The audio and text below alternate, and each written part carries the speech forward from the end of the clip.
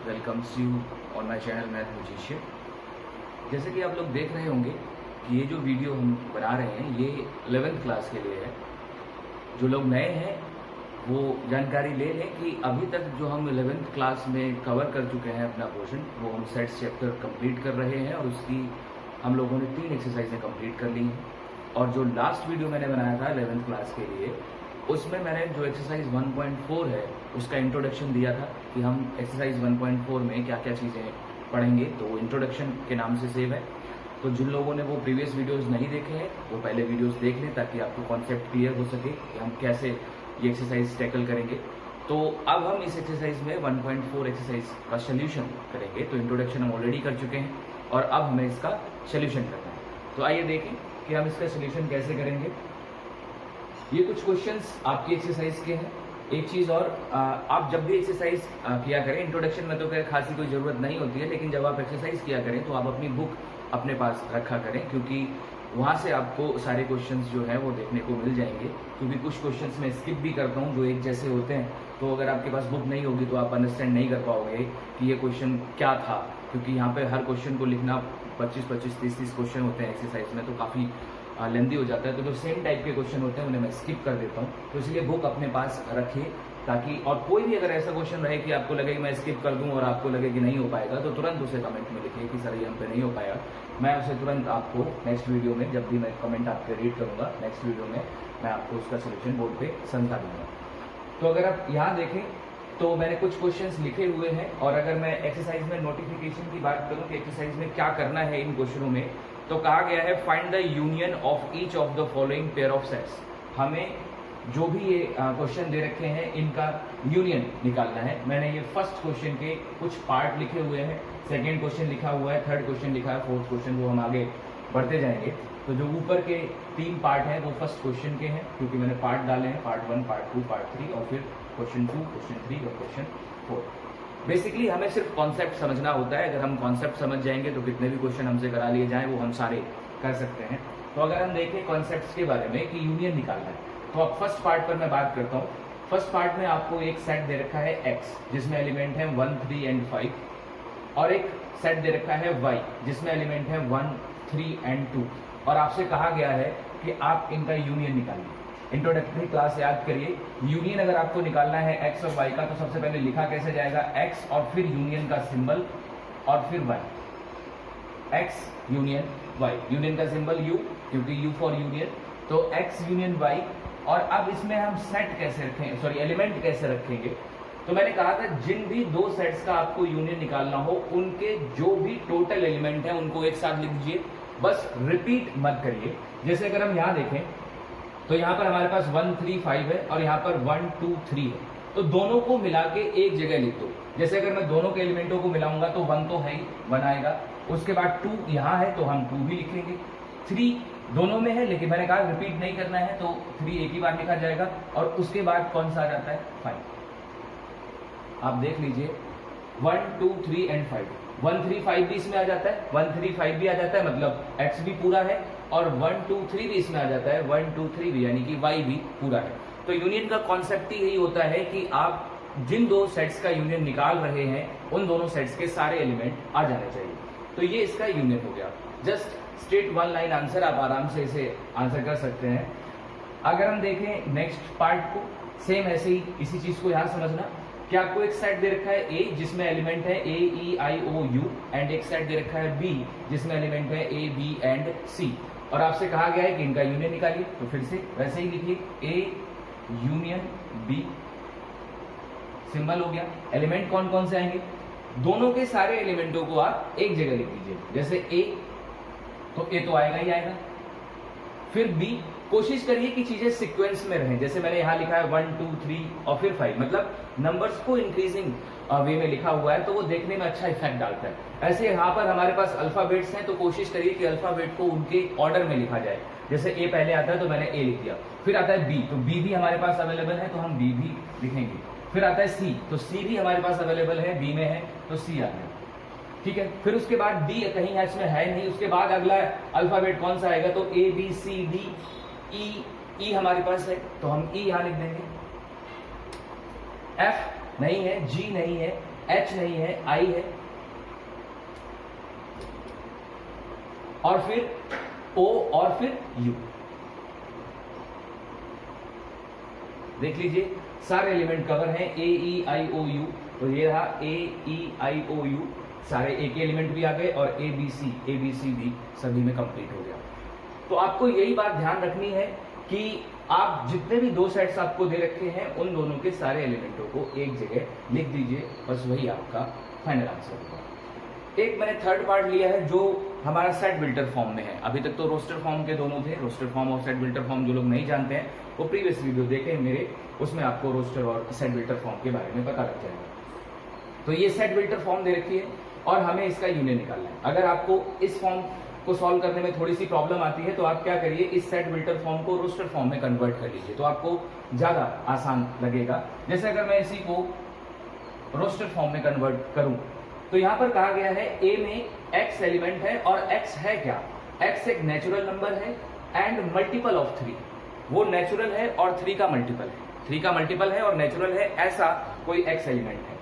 तो 3 के मल्टीपल और नेचुरल कौन कौन से हो सकते हैं? सबसे पहले तो 3 हो सकता है क्योंकि 3 का मल्टीपल होता ही है। फिर उसके बाद 6, उसके बाद 9, उसके बाद 12, और ये कहां तक जाएगी सीरीज ये बाउंड नहीं कर रखा है, तो फिर आप इस पर डॉट डॉट डॉट लगा दीजिए, मतलब ये एक इनफाइनाइट सेट होगा, इसमें नंबर ऑफ एलिमेंट आगे तक चलते रहेंगे। ऐसे अगर हम B देखें, B को भी रोस्टर फॉर्म में लिखने की कोशिश करें कि B कैसे लिखा जाएगा रोस्टर फॉर्म में, तो आप B देख लीजिए, X such that X is a natural number less than 6। यहाँ पर जो X है वो नेचुरल है और वो 6 से छोटा है।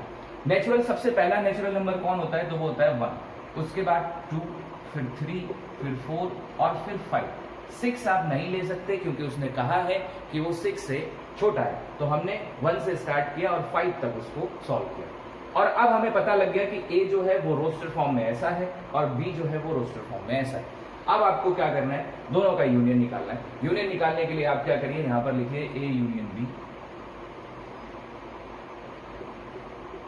और सारे एलिमेंटों को एक जगह इंक्लूड कर दीजिए। जैसे 1, फिर 2, फिर 3 तो आएगा ही, फिर 4, फिर 5 और फिर 6, फिर 9 और फिर 12, और ये सीरीज आप ऐसे ही आगे की तरफ बढ़ा दीजिए और लास्ट में ब्रैकेट क्लोज कर दीजिए। तो देख लीजिए बहुत ही सिंपल कॉन्सेप्ट है। जो भी आपको दो सेट्स दे रखे हैं उनके सारे एलिमेंटों को आपको एक जगह लिखना है, यही इंट्रोडक्शन में आपको बताया गया। आगे बढ़ते हैं। हमारे फर्स्ट पार्ट के मैंने या फर्स्ट क्वेश्चन के मैंने 3 पार्ट करा दिए हैं। अगर आप बुक में देखेंगे तो इसमें 5 पार्ट्स हैं। तो 2 पार्ट्स जो है नीचे के वो बिल्कुल इन्हीं पर बेस्ड हैं, एक सेट बिल्टर फॉर्म का है और एक रोस्टर फॉर्म का है। आप उसे आराम से कंप्लीट कर सकते हैं। मैं नेक्स्ट क्वेश्चन की तरफ बढ़ रहा हूँ, क्वेश्चन नंबर 2। कोई भी डाउट रहे आप उसे तुरंत पूछिए। क्वेश्चन नंबर 2 में कहा गया है A इतना दे रखा है, B इतना दे रखा है और आपसे कहा गया है is A is a subset of B। पहला पार्ट तो उसने ये पूछा कि क्या A जो है वो B का सबसेट है, और फिर सेकेंड पार्ट में उसने A यूनियन B पूछा कि A यूनियन B बताइए। तो हमारे पास 2 पार्ट हो गए इसको सॉल्व करने के। उसने पूछा कि is A is a subset of B, क्या A B का सबसेट है। सबसेट वाला कॉन्सेप्ट मैंने प्रीवियस एक्सरसाइज में कराया था। सबसेट का मतलब ही होता है कोई भी सेट किसी दूसरे सेट का सबसेट तब होगा जब उसके एलिमेंट सारे एलिमेंट जो है वो इस सेट में मैच हो। तो अगर हम A बात करें तो A में जो एलिमेंट है वो है A और B, और B के में बात करें A B C, तो अगर आप A देखो तो वो B के ही एलिमेंटों से मिलकर बना है, क्योंकि जो A B इसमें आए हैं वो कहीं ना कहीं B के ही एलिमेंट हैं। तो अगर उस केस में ऐसा केस लागू हो जाता है या अप्लाई हो जाता है तो उस केस में हम क्या करेंगे, जो हमारा सेट बना हुआ है, जो छोटा सेट है, वो बड़े वाले सेट का हमेशा सबसेट होगा। इसका मतलब यहाँ पर जो A होगा वो बिल्कुल सबसेट होगा किसका, B का। सबसेट का सिंबल भी मैंने बताया था। तो यस, उसने यही पूछा है कि क्या ये इसका सबसेट है, तो बिल्कुल यस, ये इसका एक सबसेट है। और अगर सबसेट है तो उसने एक और सेकेंड पार्ट पूछा कि बताइए A यूनियन B क्या, A यूनियन B की वैल्यू क्या होगी। तो ये रहा हमारा A, ये रहा हमारा B। आपको काम सिर्फ इतना है कि दोनों के एलिमेंटों को एक साथ लिख देना है, रिपीट नहीं करना है। तो अगर आप दोनों के एलिमेंटों को एक साथ लिखेंगे तो देखो A B C ही आएंगे क्योंकि वो दोनों को ही कंप्लीट करते हैं। तो A B and C। Okay, तो बहुत सिंपल है। एक चीज यहां से और आपको सीखनी चाहिए कि जब भी 2 सेट इस तरीके के हों कि उसमें एक सेट दूसरे सेट का सबसेट हो, जैसे कि यहाँ A जो था वो B का क्या था, सबसेट, उस केस में जब भी आप उन दोनों सेट्स का यूनियन निकालेंगे, तो याद रखना कि उनका जो यूनियन होगा वो जो बड़ा सेट होगा उसके इक्वल होगा। यानी कि यहां पर एक छोटा सेट भी था A और यहां पर एक बड़ा सेट भी था B, तो उन दोनों का जो यूनियन हमने निकाला तो वो हमेशा बड़े सेट के इक्वल आता है, यानी कि या हम कह सकते हैं कि वो सुपर सेट के इक्वल आता है, क्योंकि A सबसेट बोला जाता है तो B सुपर सेट बोला जाता है, तो वो सुपर सेट के इक्वल आता है। तो जो बड़ा वाला होता है वो उसके इक्वल आता है। अगर आपको सुपर सेट समझने में कोई दिक्कत आ रही है तो आप सिंपल समझिए, मैथ को जितना सिंपल रखेंगे उतना ज्यादा अच्छा है, कि दोनों सेट्स में से जो बड़ा सेट होगा यूनियन हमेशा उसके इक्वल आएगा, लेकिन उस कंडीशन में जिस कंडीशन में एक सेट दूसरे का सबसेट होना चाहिए। ऐसे ही हम नेक्स्ट क्वेश्चन देखते हैं। नेक्स्ट क्वेश्चन में आपसे कहा गया कि if A and B are two sets, अगर A और B कोई दो सेट्स हैं, तब उसने पूछा है और उसमें ये भी कहा गया है कि A जो है वो सबसेट है B का। ध्यान से देखिए, इस चीज को यहां पर अप्लाई करने की कोशिश करिए कि if A and B are two sets such that A is a subset of B, कि जो A है वो B का सबसेट है। तो उसने इसमें आगे पूछा है, देन आप ये बताइए कि A यूनियन B क्या है। ये पूरा क्वेश्चन है, आपको बुक में दिया गया है। मैंने फाइंडिंग क्वांटिटी जो है वो किसी भी क्वेश्चन की नहीं लिखी थी, खाली क्वेश्चन लिखा है। तो if A and B are two sets that such that A is a subset of B, कि A जो है वो B का सबसेट है, तो आपको बताना है A यूनियन B क्या है। थोड़ी देर पहले अभी मैंने जब लास्ट क्वेश्चन समझाया था तो मैंने कहा था कि अगर कोई दो सेट्स इस तरीके के आ जाते हैं कि उसमें एक दूसरे का सबसेट होता है, जैसे यहाँ पर A B का सबसेट था, तो जब यूनियन निकालोगे तो जो बड़ा वाला सेट होगा, ऑब्वियसली A सबसेट है तो B जो होगा वो बड़ा होगा, तो यूनियन की वैल्यू जो होगी वो B के इक्वल आएगी, क्योंकि आप देखो हमने जब A यूनियन B निकाला तो वो ABC आ गया और ABC वैल्यू किसकी थी, B की। तो इसका मतलब ये हुआ कि जब आप A यूनियन B निकालोगे तो A यूनियन B की डायरेक्ट वैल्यू किसके आ जाएगी, इक्वल B की। आपको सेट देने की जरूरत ही नहीं है उसे, जैसे उसने पहले क्वेश्चन में सेट देके इस बात को क्लियर करने की कोशिश की, और दूसरे में उसने थ्योरेटिकली पूछ लिया कि बस उसने ये कह दिया कि A is a subset of B, कि जो A है वो B का सबसेट है, लेकिन उसने ये नहीं कहा कि A क्या है और B क्या है, वो दिया नहीं, सिर्फ सबसेट बोला। और आपको खुद ये अंडरस्टैंड करना है कि A यूनियन B कितना होगा, तो ऑब्वियसली जब A B का सबसेट है तो उसका जो यूनियन होगा वो B के ही इक्वल होगा। तो एक तरीके से ये थ्योरम भी बन जाती है, या एक तरीके से एक प्रॉपर्टी भी बन जाती है कि आप A यूनियन B निकालेंगे तो वो किसके इक्वल आएगा, B के, अगर A is a subset of B। तो ये हमारा तीसरा क्वेश्चन हुआ। अब बढ़ते हैं हम अपने चौथे क्वेश्चन की तरफ। चौथे क्वेश्चन में आपको कुछ सेट्स दे रखे हैं, जैसे A दे रखा है, B दे रखा है, C दे रखा है और D दे रखा है, और इसमें बहुत सारे पार्ट आपसे पूछे गए हैं। इसमें 7 पार्ट हैं जो पूछे गए हैं। मैं सातों के सातों तो नहीं कराऊंगा क्योंकि वो ज्यादा हो जाएंगे, आप आराम से उन्हें कर पाएंगे क्योंकि बहुत इजी है, तो सातों के कराने की जरूरत नहीं। जैसे फर्स्ट पार्ट उसने पूछा कि आप बताइए A यूनियन B क्या होगा। फर्स्ट पार्ट में उसने A यूनियन B पूछा। A union B I hope आप आराम से कर पाएंगे। ये रहा A और ये रहा B। आपको यूनियन करना है, मतलब इसके सारे एलिमेंटों को एक जगह लिखना है। तो सबसे पहले तो 1, फिर 2, फिर 3, फिर 4, फिर 5 और फिर 6। आप देख लीजिए 1 2 3 4, ये भी सारे आ गए, 1 2 3 4 और 3 4 5 6, 3 4 5 6 भी इंक्लूड हो गया। रिपीटेड हम कभी लिखते नहीं है तो वो तो आप जानते ही हैं। ऐसे ही सेकंड पार्ट में उसने पूछा कि बताइए A यूनियन C क्या होगा। तो मुझे नहीं लगता है कि A यूनियन C निकालने में आपको कोई दिक्कत होगी। ये रहा आपका A और ये रहा आपका C, तो A यूनियन C आप आराम से निकाल सकते हैं। थर्ड पार्ट में उसने पूछा है B यूनियन C कितना होगा, वो भी आप आराम से निकाल सकते हैं। फोर्थ पार्ट में उसने पूछा कि B यूनियन D कितना होगा, तो B और D मतलब हर एक सेट का पेयर बना के उसने सबके यूनियन पूछ लिए हैं।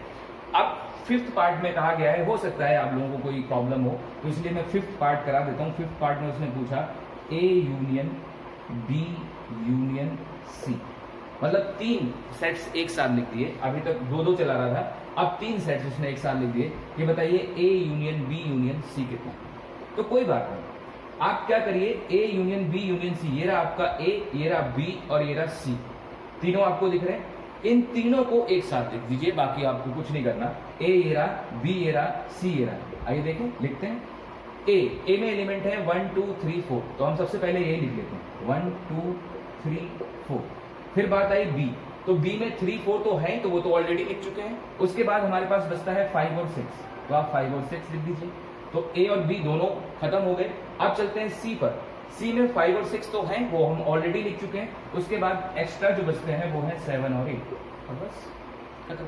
तो जहां तक हम दो दो सेट्स के एलिमेंटों को एक जगह लिख रहे थे, इस बार उसने तीन तीन के सेट्स के एक जगह लिखा लिए, तो आपको कोई प्रॉब्लम नहीं होनी चाहिए। जितने भी सेट्स के साथ यूनियन लगा है, ये बात अंडरस्टूड है कि आपको उनके सारे एलिमेंट एक जगह ही लिखने हैं। तो आई होप इनके या इस क्वेश्चन के जो बाकी पार्ट्स हैं आप लोग आराम से कर पाएंगे। If you have any problem then ask me on comment box.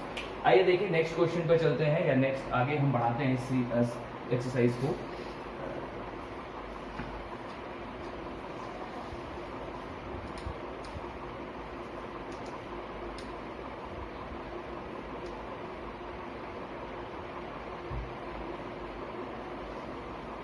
तो नेक्स्ट क्वेश्चन में आपसे कहा गया है क्वेश्चन नंबर 5।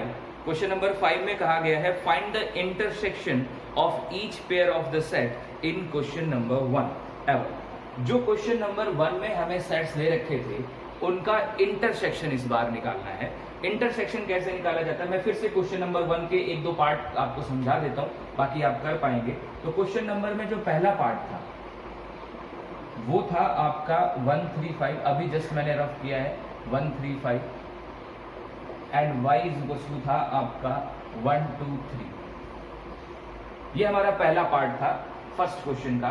पिछली बार हमने इसमें यूनियन निकाला था, क्वेश्चन ने इस बार कह दिया है कि इसका इंटरसेक्शन निकालना। तो हमें इस बार x और y का इंटरसेक्शन निकालना है। इसका मतलब x इंटरसेक्शन का सिंबल आपको याद हो, इस तरीके का बनाया था, तो x इंटरसेक्शन y ये हम निकालेंगे कैसे? मैंने बताया था इंटरसेक्शन में कि जब भी आप दो सेट्स का इंटरसेक्शन आप निकालने जाते हैं तो आपको वो एलिमेंट देखने होते हैं या वो एलिमेंट लिखने होते हैं जो दोनों सेट्स में कॉमन हो। जैसे अगर हम यहाँ देखें तो हमारे यहाँ पर x ये है और y ये है, इसमें कॉमन कितने एलिमेंट हैं? जैसे 1 x में भी है और y में भी, एक कॉमन तो ये हो। 2 नहीं है, 3 अगर आप देखें 3 x में भी है और y में भी।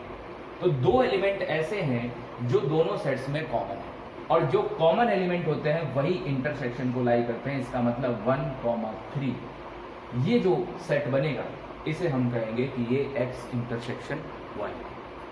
ठीक है, यूनियन में क्या कर रहे थे, दोनों एलिमेंटों को या दोनों सेट्स के एलिमेंटों को एक जगह लिख रहे थे, और इसमें हम वो एलिमेंट लिख रहे हैं जो दोनों में कॉमन है। ठीक है, बहुत सिंपल है। ऐसे अगर इसका एक सेकेंड पार्ट देखना चाहे तो सेकेंड पार्ट भी देख सकते हैं। सेकेंड पार्ट में जो एलिमेंट दिए गए हैं या जो नंबर्स दिए हैं वो था A E I O U, और जो B था वो था आपका ABC। और आपसे कहा गया था कि इसका इंटरसेक्शन निकालना है, तो हम सबसे पहले वही A इंटरसेक्शन B। इंटरसेक्शन का मतलब कॉमन एलिमेंट। आप देख लीजिए दोनों में कॉमन कौन है, सबसे पहले तो A कॉमन है, तो A को उठा लीजिए। उसके बाद अगर हम देखें B नहीं है, C नहीं है, इसका मतलब है कि इसमें एक ही एलिमेंट कॉमन है और वो है A, क्योंकि I O U इसमें से तो कोई है नहीं, A E I O U में से केवल A कॉमन है, बाकी B और C नहीं। तो अगर आप देखें तो इसको यहीं क्लोज कर दीजिए ब्रैकेट को, तो केवल और केवल एक एलिमेंट दोनों में कॉमन है जो कि है A। तो आपको सिर्फ इतना ही काम करना है। बाकी जितने भी पार्ट्स हैं फर्स्ट के, जैसे उसने कहा सभी के लिए आपको इंटरसेक्शन निकालना है, तो कोई दिक्कत नहीं। आप सिर्फ इस बात को ध्यान रखिए कि सेट्स बनाइए जो भी आपको दिए गए हैं और उनमें से कॉमन एलिमेंट को उठाइए। बहुत हार्ड टास्क नहीं है, आप आराम से कर पाएंगे। तो मैं नेक्स्ट क्वेश्चन की तरफ बढ़ रहा हूं।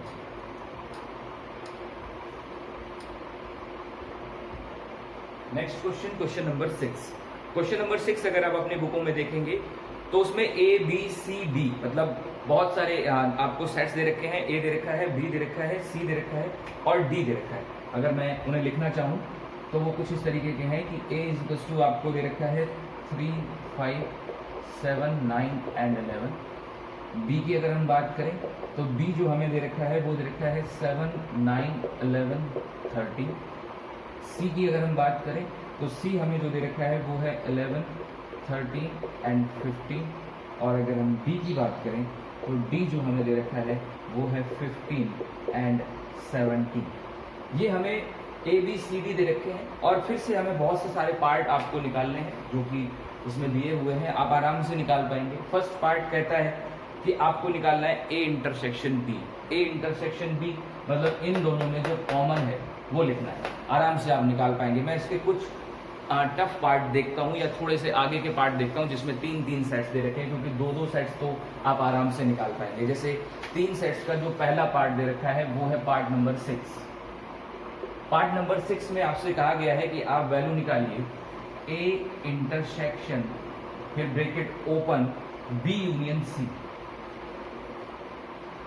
ये एक पार्ट उसने पूछा, A intersection B union C, मतलब इसमें यूनियन भी है और इंटरसेक्शन भी है। तो ये आपको निकालना। देखो, ये निकालने के लिए जहां पर भी आपको ब्रैकेट लगाया गया हो, इसका मतलब ये है कि सबसे पहले आपको ब्रैकेट को सॉल्व करना है। ये तो बहुत छोटी सी बात है, आप बॉडमास जानते हैं, तो ब्रैकेट ऑफ सबसे पहले आपने पढ़ा था। सेम वही चीज यहाँ पर भी लागू होगी कि ब्रैकेट वाला पोर्शन पहले सॉल्व करिए। ब्रैकेट किस पे लगा हुआ है? ब्रैकेट लगा हुआ है बी यूनियन सी पर।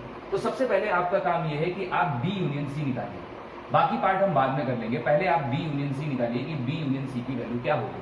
याद रखना, इस बार हम यूनियन निकाल रहे हैं। ये रहा हमारे पास बी और सी, इसका यूनियन करना है। तो दोनों के सारे एलिमेंटों को एक जगह लिख दो। तो 7, 9, 11, 13 और 15, क्योंकि 7, 9, 11 ये तो आएंगे ही, 13 और 15 वो एक एक्स्ट्रा आ जाएगा। तो आप लिख दीजिए 7, 9, 11, 13 एंड 15। देख लीजिए दोनों के सारे एलिमेंट कवर हो गए। 7, 9, 11, 13 भी हो गया, और 11, 13 तो पहले से था, और 15 भी हमने ऐड कर दिया।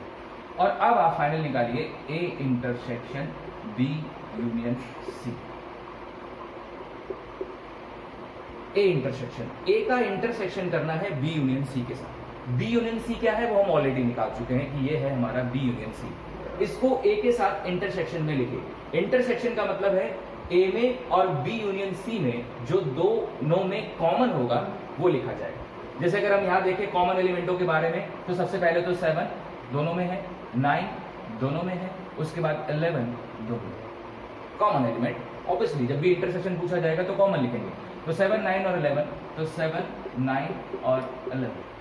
आप देख लीजिए ये है हमारे 6 पार्ट का आंसर। तो जब भी आपको इस तरीके का दिया हो कि 3 दिए हैं और 2 पर ब्रैकेट कहीं पर लगा है, तो सबसे पहले उस ब्रैकेट को सॉल्व करिए, या ब्रैकेट वाले क्वेश्चन की वैल्यू पहले निकालिए, और फिर उसको जिसके साथ भी सॉल्व करवाया गया है उसके साथ आप सॉल्व कर सकते हैं। जैसे एक पार्ट में और देखूं इसी में, तो इसमें एक और पार्ट आपको दिया गया है, पार्ट नंबर 9। मैं 9 पार्ट सॉल्व कर रहा हूँ, क्योंकि मैं वही पार्ट सॉल्व कर रहा हूँ जो आपको कहीं प्रॉब्लम में डाल सकते हैं। तो 9 पार्ट में अगर आप देखें तो 9 में वैल्यू निकलवाई गई है ए इंटरसेक्शन बी पहले ब्रैकेट में, उसके बाद इंटरसेक्शन बी यूनियन सी, ये एक वैल्यू निकलवाई गई है A intersection B union C. तो ये वैल्यू निकलवाई गई है। बी यूनियन सी पे ब्रैकेट लगा है और ए इंटरसेक्शन बी पर लगा है। बी यूनियन सी हम ऑलरेडी निकाल चुके हैं, तो ये हमारे काम आ जाएगा। ए इंटरसेक्शन बी जो है वो हम निकाल लेते हैं कि ए इंटरसेक्शन बी कैसे निकलेगा, तो वो हम आराम से जानते हैं। ए इंटरसेक्शन बी की वैल्यू सबसे पहले निकाल लेते हैं। ये रहा हमारा ए और ये रहा बी। इंटरसेक्शन मतलब जो दोनों में कॉमन है। दोनों में कॉमन की बात करें तो वही 7, 9 और 11, 7, 9 और 11 दोनों में कॉमन है, तो लिख लीजिए 7, 9 एंड 11, ये दोनों में कॉमन हो गया। तो हमने अब ए इंटरसेक्शन बी की भी वैल्यू निकाल ली और बी यूनियन सी की तो हम पहले ही निकाल चुके थे। अब क्या करिए, पूरा फाइनल आंसर अपना निकालिए। मैं यहीं पर सामने लिख दे रहा हूँ इसका फाइनल आंसर कि फाइनल आंसर क्या होगा। चलो आप लोग शायद बाद में देखो तो आपको प्रॉब्लम आए, तो इसलिए मैं नीचे लिख दे रहा हूँ ए इंटरसेक्शन बी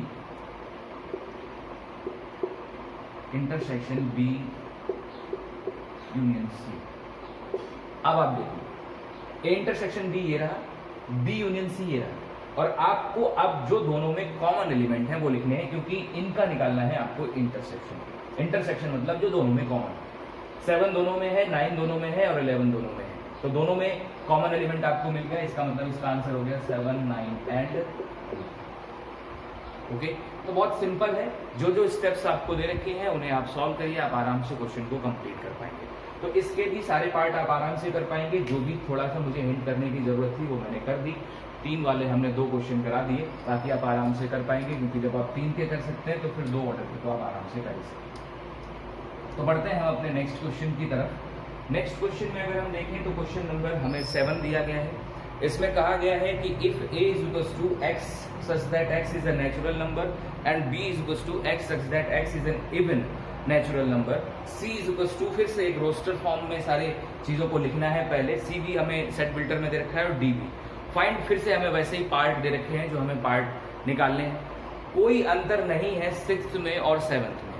सिक्स्थ में जो चीजें आपको रोस्टर फॉर्म में लिख के दे रखी थी, सेवन्थ में वो सिर्फ आपको सेट बिल्टर फॉर्म में दे रखी थी। वही ABCD वहां भी थे, यहाँ पर भी ABCD है।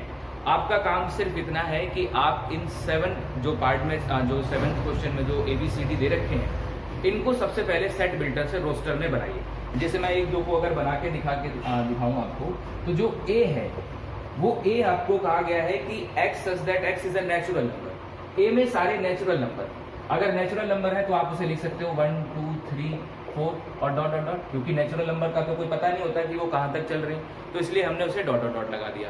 ऐसे अगर हम B की बात करें कि B में हम क्या लिख सकते हैं, तो B में आपसे कहा गया है x such that x is an even natural number. वो इवन भी है और नेचुरल भी है, तो इवन सबसे पहले 2 होता है, फिर 4, फिर 6 और फिर 8 और डॉट डॉट डॉट। लीजिए इसका भी कोई बाउंडेशन नहीं है, क्योंकि कहाँ तक जाना है पता नहीं है, तो ये भी एक इनफाइनाइट सेट हो गया। C की अगर हम बात करें कि C क्या है, तो C में आपसे कहा गया है कि x is an odd natural number. इस बार ये ऑड नेचुरल नंबर है, तो ये इवन था तो ये ऑड, तो ऑड में 1 3 5 7 हो जाएगा, और ऐसे डॉट डॉट डॉट आगे की तरफ, क्योंकि ऑड तो पता नहीं कहाँ तक जाने हैं। और ऐसे ही अगर हम D की बात करें, तो जो D तुम्हें दे रखा है उसमें आपसे कहा गया है x such that x is a prime number. x जो है वो एक प्राइम नंबर है, और कहाँ तक है ये पता नहीं है, तो x एक प्राइम नंबर है। तो स्मॉलेस्ट प्राइम नंबर कौन सा होता है, तो वो होता है आपका 2, फिर ऐसे ही 3, फिर 5, फिर 7, और इस तरीके से हम प्राइम नंबर्स को आगे बढ़ाते रहेंगे जहां तक भी हमारे जाएंगे। तो ये प्राइम नंबर्स हमारे हो गए, सारे के सारे प्राइम नंबर्स। तो हमें ये ABCD करके जो सेट बिल्टर में दे रखे थे मैंने रोस्टर में लिख दिए। आप भी आराम से लिख पाओगे, तो मैं इसी बारे में कह रहा था कि आपको सेट बिल्टर को सबसे पहले रोस्टर में लिखना है। और फिर आपसे वही पार्ट पूछे गए कि बताइए A इंटरसेक्शन B क्या होगा, तो ये रहा A और B, इनका इंटरसेक्शन निकालना है, मतलब दोनों के एलिमेंटों में जो भी कॉमन है वो सिर्फ आपको लिखना है। जैसे अगर मैं एक हिंट करके दिखाऊं यहाँ पर, तो A इंटरसेक्शन B, इन दोनों में क्या क्या कॉमन आएगा, कैसे हम लोग पहचानेंगे। तो आप देखो इसमें 1 2 3 4 मतलब इवन और ऑड सारे के सारे आ रहे हैं, इसमें इवन नंबर्स भी हैं और ऑड नंबर भी हैं, जबकि B में केवल और केवल इवन है। तो अगर कॉमन की बात करोगे तो इवन ही कॉमन आएगा ना, जैसे 2 कॉमन आएगा, 4 आएगा, 6 आएगा, 8 आएगा, और ऐसे ही ये सीरीज आगे की तरफ चलती रहेगी। तो मतलब A इंटरसेक्शन जो B होगा वो ये होगा, क्योंकि यही कॉमन मिलेगा। ये इसमें इवन और ऑड दोनों है, इसमें केवल इवन है, तो इवन इवन दोनों में कॉमन आ जाएगा, और कॉमन एलिमेंट ही हम इंटरसेक्शन में लिखते हैं। तो आप आराम से कर पाओगे, सिर्फ उस सेट बिल्टर को रोस्टर में बनाओ। जब भी आपको सेट बिल्टर में प्रॉब्लम आए कि सेट बिल्टर में क्या कहा गया, तो आप सबसे पहले उसे रोस्टर में कन्वर्ट करो, आपको तुरंत क्लियर आंसर पता चल जाएगा कि ये कैसे किया। आई होप आप इसके पार्ट्स कर पाएंगे। कोई भी डाउट हो तो मुझसे बताइएगा, क्योंकि इसमें एक्सरसाइज में एक क्वेश्चन के बहुत सारे पार्ट्स दे रखे हैं। अगर हम सबको बोर्ड पे कराएंगे तो कम से कम 2-2.5 घंटे का लेक्चर हो जाएगा, तो इसलिए, और इतना टफ भी नहीं है जो कि आप ना कर पाएँ। आप सारे क्वेश्चंस को आराम से कर सकते हैं, बस ये प्रैक्टिस बेस के लिए दे रखे हैं।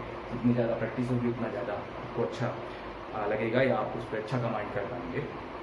नेक्स्ट चलते हैं क्वेश्चन नंबर 8 पर। कहा गया which of the following pairs of sets are disjoint. सबसे पहले आपको ये समझना है कि डिसजॉइंट सेट्स होते क्या हैं। पहले मैं क्वेश्चन नोट कर लेता हूँ, फिर मैं डिसजॉइंट सेट्स के बारे में बताता हूँ कि डिसजॉइंट सेट्स क्या होते हैं। जैसे क्वेश्चन नंबर 8 में आपको कुछ सेट्स दे रखे हैं। सबसे पहला सेट दिया है आपको, मैं इसे A लेट कर लेता हूँ कि जो A दिया है वो है आपका 1 2 3 एंड 4, और एक B, मैं दूसरे वाले को B लेट कर लेता हूँ, और इसे कहा गया है, B को कहा गया है x such that x is a natural number, and क्या कहा गया है, 4 के इक्वल और ग्रेटर है बट लेस देन है 6। तो मतलब एक तरीके से सेट बिल्टर फॉर्म। ये हमें फर्स्ट पार्ट दिया गया है 8 का। मैं इसका एक और पार्ट लिख लेता हूँ, सेकेंड पार्ट में आपसे कहा गया है, मैं A को मान लेता हूँ पहले वाले को, तो पहला वाला है A E I O U, ये आपका A हो गया, और B जो दूसरा सेट दे रखा है वो है आपका C D E and F। तो मैं 2 पार्ट आपको 8 के समझा देता हूँ, बाकी उसके बाद आपका एक पार्ट और है, यानी कि तीसरा पार्ट, वो आप आराम से कर पाएंगे। तो इसमें ये पूछा गया है कि क्या A और B डिसजॉइंट है या नहीं। ऐसे यहाँ पर भी क्या A और B डिसजॉइंट है या नहीं। सबसे पहले आपको ये समझना है कि डिसजॉइंट सेट्स होते क्या है। डिसजॉइंट सेट्स आप समझ जाएंगे तो इन दोनों का आप आराम से आंसर निकाल पाएंगे। बहुत सिंपल सा कॉन्सेप्ट है, समझने की कोशिश करना। सपोज मैंने दो सेट्स मान लिए, एक मान लिया x जो कि है 1 2 3, उसमें एलिमेंट है, एक मैंने मान लिया y जिसमें मैंने एलिमेंट ले लिए a b c, दो सेट्स ले लिए। देखिए क्या इन दोनों सेट्स में कोई भी सिंगल एलिमेंट कॉमन है? तो आप देखेंगे इसमें है a 1 2 3, इसमें है a b c। अगर मैं कॉमन की बात करूं तो इसमें एक भी एलिमेंट कॉमन नहीं है। तो याद रखिए कोई भी दो सेट्स जिनमें एक भी एलिमेंट कॉमन ना हो, एक भी, वो सेट्स डिसजॉइंट सेट बोले जाते हैं। डिसजॉइंट यानी कि जिसमें कुछ भी जॉइंट ना हो या कुछ भी कॉमन ना हो। या हम दूसरे वर्ड्स में कहें, मैथमेटिकली इंटरप्रिटेशन करें इसकी, तो ये हो जाएगा कि कोई भी दो सेट्स जैसे x और y दो सेट्स तब डिसजॉइंट होंगे जब हम अगर उनका इंटरसेक्शन निकालें तो वो कितना आना चाहिए? 5। 5 के बारे में मैंने पहले लेक्चर में बताया था।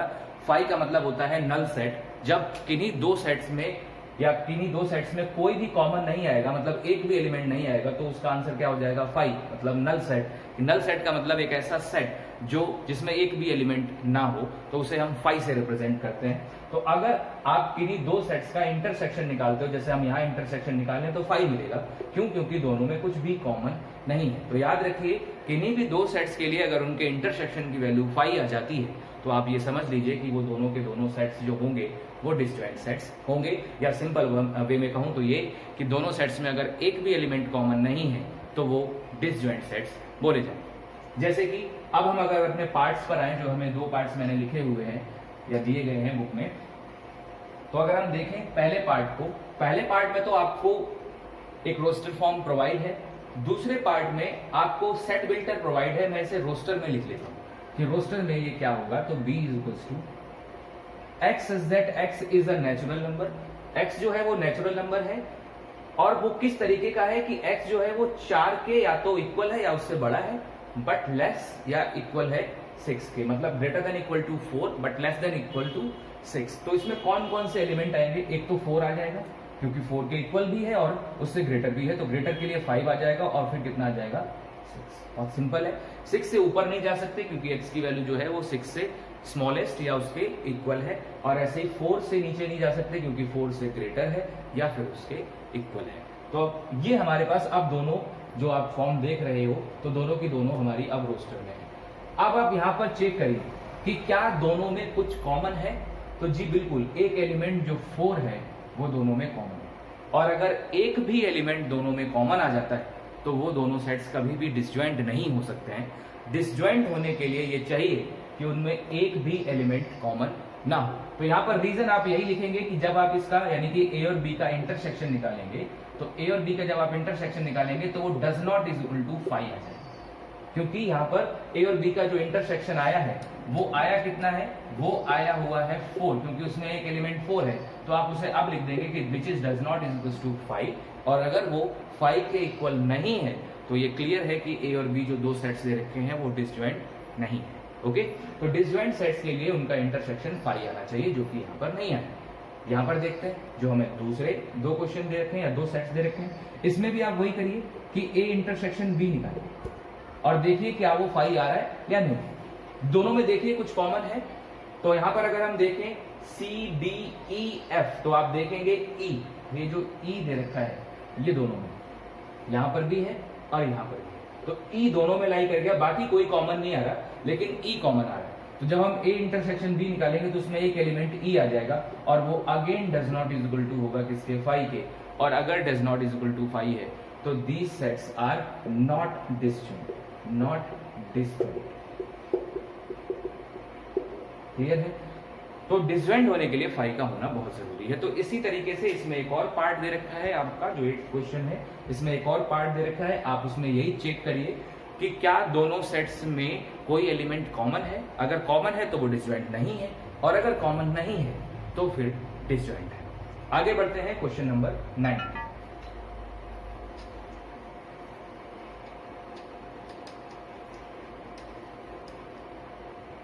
क्वेश्चन नंबर 9 में आपसे कहा गया है A, B, C and D। आपको कुछ सेट्स दे रखे हैं A, B, C, D, और इस बार अब माइनस वो आपसे पूछ रहा है। तो मैं एक दो पार्ट आपको इस क्वेश्चन के भी करा देता हूँ। मैं ये सेट्स सारे लिख देता हूँ। जैसे जो A है उसमें एलिमेंट है 3, 6, 9, 12, 3, 6, 9, 12, 15, 18 and 21, multiple of 3 all of. Next देखें बी में अगर हम बात करें तो 4, 8, 12 एंड 16, 20, मल्टीपल ऑफ 4।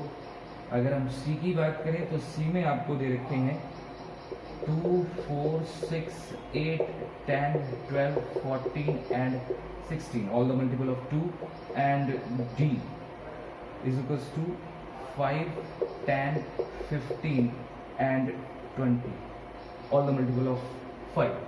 तो ए बी सी डी आपको ये 4 सेट्स दे रखे हैं। अगर मैं करेक्ट हूं तो सारे बिल्कुल सही एंट्रीज हैं, एक बार चेक कर लीजिएगा।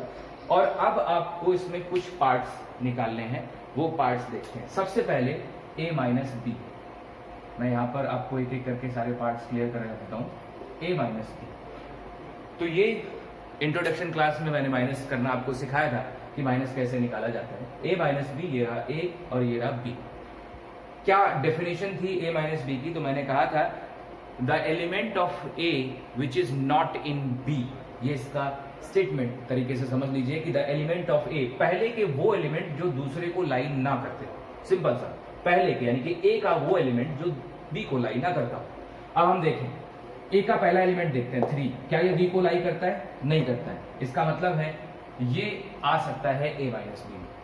6 क्या b को लाई करता है? नहीं करता है। इसका मतलब 6 भी आ सकता है। 9 क्या b को लाई करता है? नहीं करता है। इसका मतलब 9 भी आ सकता है।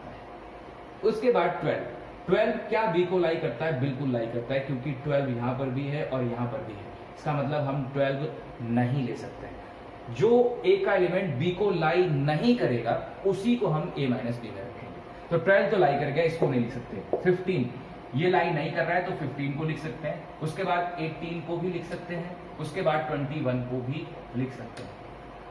तो आप देख लीजिए केवल a का एक ही एलिमेंट था जो कि 12 था, जो b में लाई कर रहा था, इसीलिए हमने उसको नहीं लिखा। बाकी ना 15 है वो भी लाई नहीं कर रहा, 18 भी लाई नहीं कर रहा और 21 भी लाई नहीं कर रहा। तो a माइनस बी में आपका 3, 6, 9, 15, 18 और 21 आ जाएगा। 12 हट जाएगा क्योंकि 12 जो है वो b में भी आ गया। तो a माइनस बी आपका इस तरीके से निकलेगा। नेक्स्ट पार्ट पर अगर हम देखें तो नेक्स्ट पार्ट पे उसने a माइनस सी निकलवा दिया। कॉन्सेप्ट आपको समझना है, बाकी वो कुछ भी निकालवाता है, आप आराम से कर पाएंगे। a माइनस सी, इसका मतलब a और c, इस बार हमें इन दोनों के साथ ऑपरेशंस को लगाना। कॉन्सेप्ट वही है, एलिमेंट ऑफ a, पहले के एलिमेंट जो कि दूसरे में लाई ना करे, मतलब element of a which is not in c, यानी कि वो ऐसे एक एलिमेंट जो कि c में ना हो। तो आइए देखें। सबसे पहले 3 c में नहीं है, लिखा जा सकता है। 6 की बात करें तो दोनों में है, तो ये तो नहीं लिखा जाएगा। जो नहीं लिखे जाएंगे वो मैं यहां सेलेक्ट कर दे रहा हूं। उसके बाद अगर आप देखेंगे तो 3 के बाद अगर हम यहां देखें तो 12 जो आ जाएगा, वो 12 जो है वो दोनों में कॉमन आ जाएगा। और उसके बाद अगर हम देखें तो कोई भी एलिमेंट, जैसे 15 है वो भी यहां अगर आप देखें तो नहीं है, 18 भी नहीं है और 21 भी नहीं है। तो केवल 2 एलिमेंट मुझे दिखाई दे रहे हैं, एक 6 जो कि दोनों में कॉमन है, इसका मतलब ये हम नहीं लिख सकते हैं। एक 12 जो दोनों में कॉमन है, इसका मतलब हम ये नहीं लिख सकते हैं। तो बाकी जितने बच जाते हैं, जैसे हमारे पास एक बच गया 3, एक बच गया 9, एक बच गया 15, एक बच गया 18 और एक बच गया 21। ये सारे के सारे एलिमेंट जो हैं वो हम a माइनस सी में रखेंगे, क्योंकि 6 और 12 जो है वो c में मैच हो गया था, तो उसे हम नहीं लिखेंगे। तो ऑब्वियसली बहुत सिंपल सा कॉन्सेप्ट है, जब भी आप माइनस करें तो पहले के वो एलिमेंट लिखिए जो दूसरे में लाई ना करते हो। तो जितने एलिमेंट दूसरे को लाई नहीं करेंगे वो सारे के सारे लिख दिए जाएंगे, जो लाई कर जाएंगे उन्हें हम वहां से हटा देंगे। एक आध और पार्ट देख लेते हैं जो थोड़े से शायद आपको प्रॉब्लम करे या थोड़े से आपको बड़े से लगे। वैसे तो कोई नहीं है, सब में वही है, a minus D, b minus A, c minus A, d minus A, क्योंकि इसमें 3 वाला कोई दिया ही नहीं, सब ऑपरेशंस जो है वो 2 के साथ ही लगाने हैं। तो मैं एक लास्ट और आपको करके दिखा देता हूं जो कि है d माइनस सी। 3 पार्ट में करके दिखा दे रहा हूं, बाकी आप देख लीजिएगा। d माइनस सी, इसका मतलब द एलिमेंट ऑफ d, याद रखना पहले वाले के वो एलिमेंट जो दूसरे को लाई ना करे। सिंपल सा कॉन्सेप्ट है। तो the element of d which is not in c, d के वो एलिमेंट जो c में ना हो। आइए देखें, d का पहला एलिमेंट 5, क्या ये c में है? नहीं, इसका मतलब हम 5 लिख सकते हैं। क्या ये सी में है? 10 सी में है, क्योंकि 10 और 10 दोनों मैच हो जाते हैं, इसका मतलब 10 हम नहीं लिख सकते। 15 सी में नहीं है तो हम 15 को लिख सकते हैं। और उसके बाद 20 भी सी में नहीं है, इसका मतलब हम 20 को भी लिख सकते हैं। तो ये 3 एलिमेंट होंगे जो डी माइनस सी को लाई करेंगे, 5, 15 और 20। 10 नहीं लाई करेगा क्योंकि 10 दोनों में कॉमन है। तो आप देख लीजिए, मैंने पहले 2 पार्ट कराए, एक लास्ट का पार्ट कराया, कहीं पर कोई चेंजेस नहीं है, बाकी भी आप अपनी बुक में देखेंगे, बहुत इजी है। बस मैंने कहा कि प्रैक्टिस के लिए ज्यादा क्वेश्चन दे दिए हैं ताकि आप प्रैक्टिस कर पाए, वरना वैरायटी कुछ भी नहीं है उनमें, वो एक जैसे ही सारे के सारे हैं। तो आगे बढ़ते हैं, आगे हम अपने नेक्स्ट क्वेश्चन की तरफ बढ़ते हैं और एक्सरसाइज आज खत्म करते हैं। नेक्स्ट क्वेश्चन में हमसे कहा गया है, क्वेश्चन नंबर 10 में आपसे कहा गया है x एंड y, दो आपको सेट दे रखे हैं और वही x minus y, y minus x और x इंटरसेक्शन y। आप x माइनस वाई भी निकाल चुके हैं, माइनस का कॉन्सेप्ट भी समझ चुके हैं और इंटरसेक्शन का कॉन्सेप्ट भी समझ चुके हैं। तो मैं इस क्वेश्चन को स्किप कर रहा हूं, मैं चलता हूं 11th पे। 11th में आपसे कहा गया है if r is the set of real number. r जो है वो सेट ऑफ रियल नंबर है। नॉर्मली भी हम सिंबल यही जानते हैं कि r जो होता है वो सेट ऑफ रियल नंबर होता है। तो r जो है वो है set of real numbers, set of real numbers. और एक सेट है Q, जो Q है वो है सेट ऑफ रैशनल नंबर्स। तो सेट ऑफ रैशनल नंबर्स, ठीक है। तो R जो है वो रियल नंबर्स का सेट है और जो Q है वो रैशनल नंबर्स का सेट है। अब आपसे कहा गया है कि आप बताइए कि इन दोनों का क्लियर लैंग्वेज आप देख लीजिए, राइटिंग उतनी प्रॉपर नहीं है बट आप समझने की कोशिश करिए। R is the set of real numbers and Q is the set of rational numbers, then what is R minus Q? तो आपको बताना है कि R minus Q कितना होगा। R minus Q एक जनरली कॉन्सेप्ट बेस्ड उसने क्वेश्चन दे दिया है, या एक बहुत ही थ्योरेटिकल बेस्ड क्वेश्चन दे दिया। आपकी अंडरस्टैंडिंग आपको बताएगी कि आंसर क्या होगा। ध्यान से समझना, R is the set of real number. आपने छोटे क्लासेस में पढ़ा होगा कि जो रियल नंबर होता है, रियल नंबर वो इक्वल टू होता है rational number plus irrational number. ठीक है, आपने पढ़ा होगा ये सारी चीजें, रैशनल नंबर और इररेशनल। और छोटे क्लासेस की मैं बात कर रहा हूं, रियल नंबर्स जो होते हैं, रियल नंबर्स जो होते हैं वो रैशनल और इररेशनल का सम होता है। मतलब सारे रैशनल आप ऐड कर दीजिए, सारे इररेशनल ऐड कर दीजिए, दोनों को ऐड करके जो नंबर मिलता है वो क्या होता है, रियल नंबर। तो जहां पर ये कहा गया है कि R is the set of real number, इसका मतलब ये हो गया कि इस रियल नंबर में रैशनल भी है और इररेशनल भी है, और जो Q है वो रैशनल नंबर का सेट है। R माइनस Q, कॉन्सेप्ट समझिए। R माइनस Q अगर आप निकालना चाहते हैं तो इसका मतलब है कि वो ऐसे एलिमेंट R के जो Q को लाई ना करते। ध्यान से देखना, ऐसे एलिमेंट R के जो Q को लाई ना करते हैं। R में 2 तरीके के एलिमेंट है, रैशनल और इररेशनल।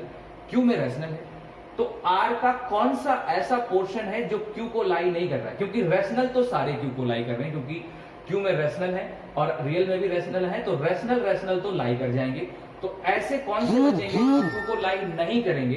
तो वो होंगे इररेशनल। ठीक है, तो रैशनल जो है वो हट जाएंगे और जो इररेशनल होंगे वो बच जाएंगे। मैं दोबारा से अपने स्टेटमेंट को रिपीट कर रहा हूं कि रियल नंबर्स में रैशनल और इररेशनल दोनों होते हैं, तो रैशनल और इररेशनल दोनों हैं, जबकि Q में केवल रैशनल है। R माइनस Q का मतलब होता है R के वो एलिमेंट जो Q को लाई ना करें। तो R में रैशनल और इररेशनल दोनों हैं और Q में रैशनल है, तो इररेशनल ऐसा बचता है जो Q को लाई नहीं करेगा, क्योंकि Q में एक भी इररेशनल नहीं है, जबकि रैशनल सारे हैं। तो रैशनल तो एक तरीके से हम कह सकते हैं कि वो खत्म हो जाएंगे या कट जाएंगे। बाकी जो बचेगा इररेशनल, वही R माइनस Q होगा। तो आपको इसे थ्योरेटिकल में आंसर कर देना है कि R माइनस Q जो होगा वो होगा set of irrational numbers. Clear है? और थ्योरेटिकल क्वेश्चन था और आपको कॉन्सेप्चुअल कि आपको रियल नंबर्स की पूरी जानकारी होनी चाहिए। कि नॉर्मली हम लोग ये जानते हैं कि real number all the numbers which we known, तो अगर आप देखें तो उसमें रैशनल भी आ जाते हैं और इररेशनल भी आ जाते हैं। तो रैशनल हट जाएंगे, इररेशनल बच जाएंगे। बहुत सिंपल था, बस आपको थोड़ा सा कॉन्सेप्ट लगाना था, या थोड़ा सा जो बेसिक डेफिनेशंस थी हमने प्रीवियस क्लासेस में पढ़ी थी वो यूज करनी थी। उसके बाद हमारे पास एक 12th क्वेश्चन है, कहा गया है state whether each of the following statement is true और फॉल्स, जस्टिफाई योर आंसर। तो ट्रू और फॉल्स का एक पोर्शन है, जैसे फर्स्ट क्वेश्चन में दिया गया है या फर्स्ट जो हमें पार्ट दिया गया है उसका, उसमें हमें एक सेट दे रखा है 2, 3, 4, 5, ये एक सेट है, और एक सेट हमें दे रखा है 3, 6, ये दूसरा सेट है। पूछा गया है आर डिसजॉइंट सेट्स, या बोला गया है आर डिसजॉइंट सेट्स, कहा गया है ये दोनों डिसजॉइंट सेट्स हैं। हमें पता करना है कि उसका स्टेटमेंट ये ट्रू है या फॉल्स है। तो ये दोनों उसने डिसजॉइंट बोले हैं। अभी मैंने कहा था कि कोई भी सेट डिसजॉइंट तब होता है जब उसमें एक भी एलिमेंट कॉमन ना हो, जबकि अगर आप यहां देखें तो इसमें एक 3 एलिमेंट दोनों में कॉमन है, यहां पर भी है और यहां पर भी। अगर कॉमन है तो ये डिसजॉइंट नहीं हो सकते हैं, जबकि वो कह रहे हैं कि डिसजॉइंट है, तो इसका मतलब ये स्टेटमेंट कैसा है, फॉल्स स्टेटमेंट। ठीक है, तो आपको सिर्फ इसमें वही ट्रू और फॉल्स पता करना है, और सारे के सारे जो क्वेश्चंस दे रखे हैं वो डिसजॉइंट पर ही बेस्ड है कि कौन सा डिसजॉइंट है कौन सा नहीं। तो आपको सिर्फ पहचानना है कि कौन सा डिसजॉइंट है या नहीं। सिंपल सा कॉन्सेप्ट है कि जो कॉमन एलिमेंट अगर आपको मिल जा रहा है कहीं पर दोनों सेटों में, तो वो डिसजॉइंट नहीं हो सकता है, कॉमन नहीं मिल रहा है तो डिसजॉइंट होगा। मैं ऑलरेडी इस चीज के बारे में बता चुका हूँ। तो यहाँ पर हमारी ये एक्सरसाइज खत्म होती है। एक्सरसाइज 1.4 हम लोगों ने सोल्यूशन किया हुआ है। मोस्टली क्वेश्चन मैंने कोशिश की है कि कवर करूं उसमें, क्योंकि ज़्यादातर क्वेश्चन मैंने हर पार्ट का लगोगे कि क्वेश्चन या दो क्वेश्चन सबके कराए हुए हैं। फिर भी अगर आपको कोई भी ऐसा क्वेश्चन रह जाता है किसी पार्ट में, आपको प्रॉब्लम करता है कि समझ में नहीं आ रहा है या कैलकुलेशन में कोई एरर आ रहा है, तो आप बताइए, मैं उसको कंप्लीट करूंगा। तो अगर आपको वीडियो ये अच्छी लगी हो तो आप इसे लाइक एंड शेयर करिए। जो लोग नए हैं सब्सक्राइब इस चैनल पे उसे सब्सक्राइब करिए। और हम नेक्स्ट वीडियो में, जो हमारी नेक्स्ट वीडियो होगी 11th क्लास की, उसमें हम लोग जो एक्सरसाइज हमारी 1.5 है तो उसको इंट्रोडक्शन उसका लेंगे पहले, और फिर उसके बाद हम उसे कंप्लीट करेंगे। तो आज के लिए हम यही रखते हैं। Thanks for watching my video.